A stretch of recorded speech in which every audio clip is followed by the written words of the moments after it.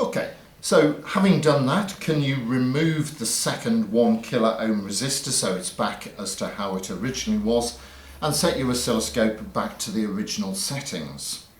Now, your final challenge for today is to actually think about something that's to do with Kirchhoff's second law. Kirchhoff's second law tells us that if we choose any particular loop in a circuit, then the EMF that you put into the circuit is equal to the sum of the potential differences around the circuit. So here's the loop that I'm going to ask you to consider. So it's going from the power supply through the resistor capacitor and back to the power supply there. So you're putting in this square wave. Sometimes it's a maximum value, sometimes it's 0. That's the EMF that you're putting in. And that EMF is being shared between the resistor and the capacitor. You should be able to rewrite an equation for the potential difference across the resistor. Remember, what we've been measuring has been the potential difference across the capacitor. And that's the diagram that you've had previously in the booklet.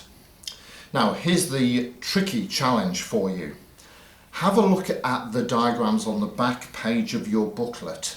And what I'd like you to do is fairly carefully see if you can predict what the potential difference will be across the resistor as the time varies, as the potential difference across the capacitor changes.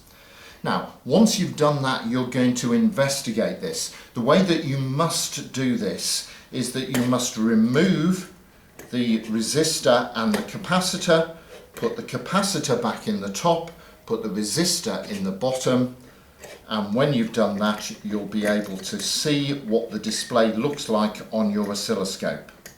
Again, if you can actually see what's going on there, if I can get the resistor in, if you can see what's going on there, if it's similar to your prediction, well done. If it isn't, make some corrections and then draw some conclusions from that. Okay, off you go.